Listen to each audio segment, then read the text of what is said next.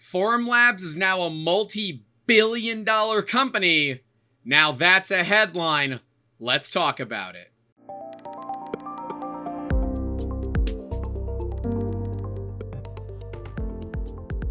This video is all about Formlabs, and well, you love them or you hate them, and I'm kind of in the middle. Where are you? Let us know in the comments, and hey, while you're down there, click that subscribe button, ring that bell, and leave us a like. It helps our channel grow so we can do more content like this. But let's get into it. Formlabs in just 10 years, has grown to over $2 billion with a B dollars in value, and that is after closing a Series E funding round of $150 million, led by SoftBank Group Corp's Vision Fund 2. Yeah, couldn't be a shorter name, but hey, here we are. Formlabs, for those that don't know, make resin printers, so like prosumer grade, they're about 3,500 to 10,000 depending on what size you want, as well as their just announced Fuse 1 small scale, medium scale SLS 3D printer that is pretty affordable for what you're getting. But Formlabs, this is pretty crazy. So most companies, when they're doing fundraising, will do a Series A and maybe a Series B. Formlabs is on Series E.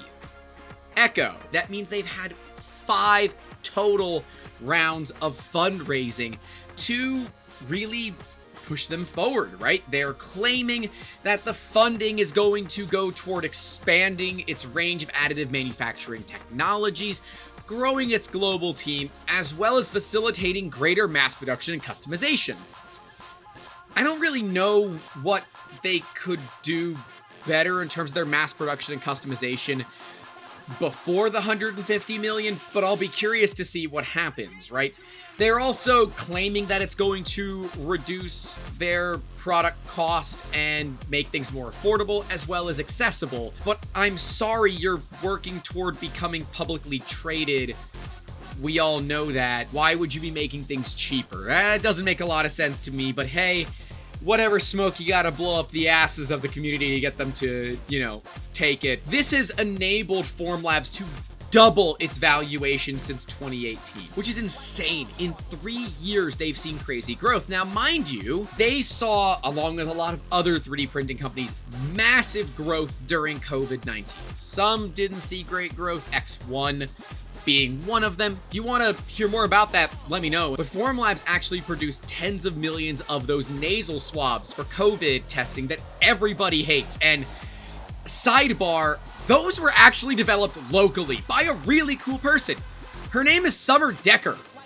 We will link to her story in the description. It's a little bit beyond the scope of this video, but it's really cool. She designed them. 3D printing is expected to see tremendous growth now.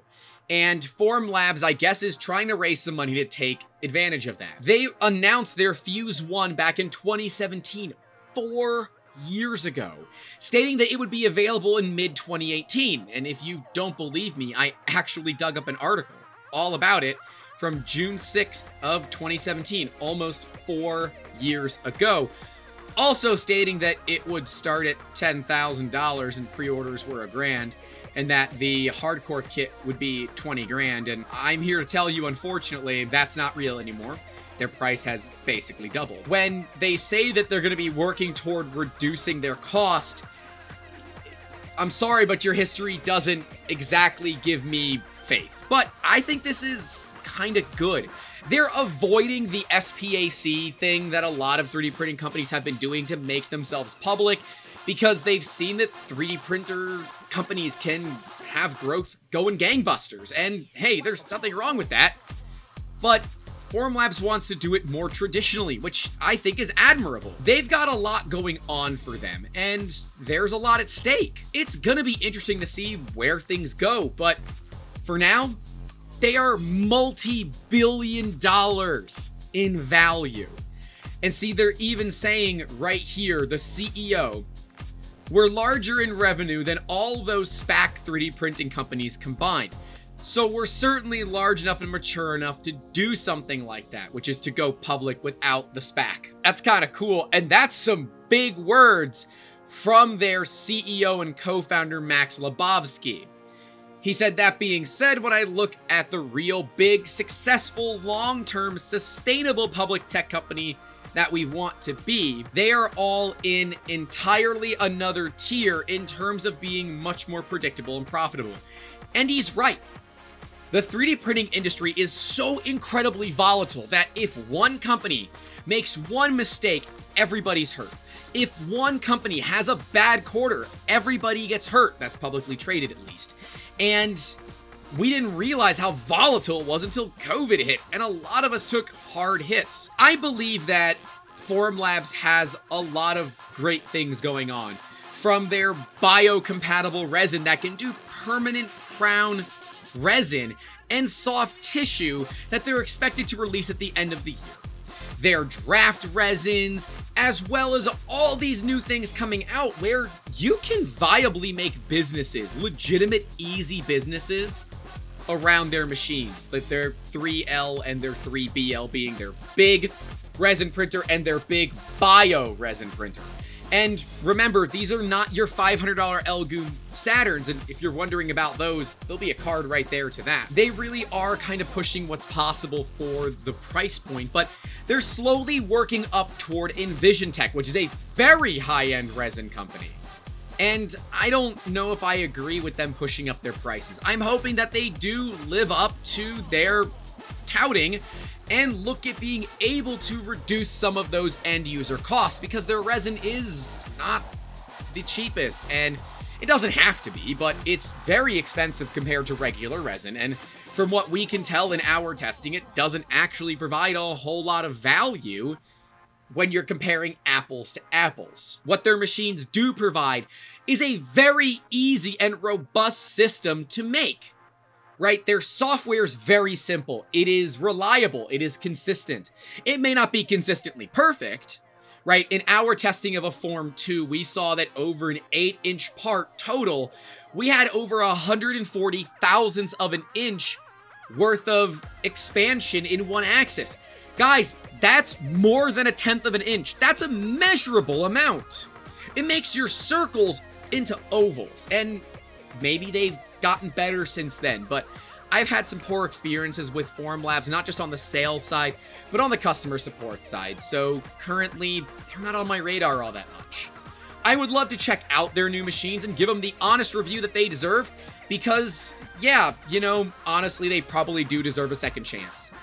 I'm not in the market, though, because we have these cheaper resin printers that, while they are a bit more work, their value is too compelling for me.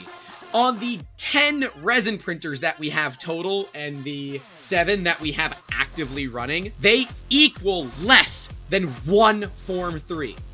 Which means we get, well, faster printers, more availability for materials without needing a bunch of spare tanks, and of course that means more throughput. I think this is cool. I'm glad that they're still able to raise money even in Series E, and that makes for a very compelling story for the future of Formlabs. Their Fuse 1 is going to change the way that people look at SLS 3D printing. Previously, you were looking at like a Sinter at Lisa, which was not all that great. Yeah, they were like 12 grand or less even. They can't compare to the Fuse 1, at least from what I've seen in sample parts.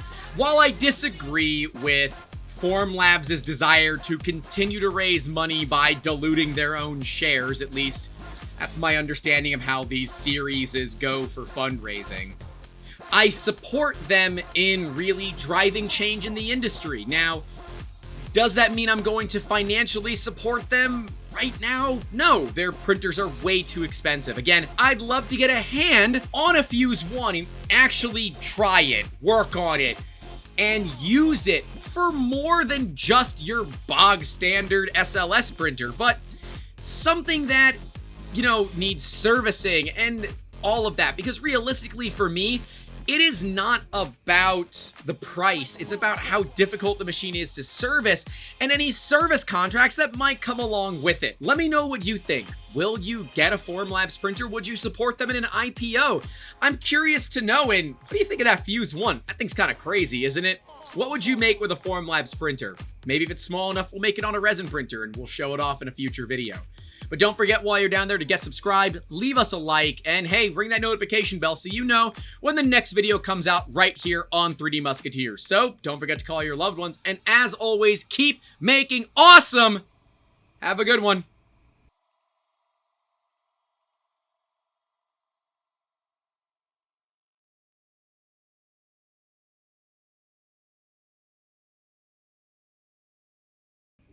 I'm back. I'm in blue. Back in blue. You'll use that. God, why do I do these things? I know they end up getting used as bloopers.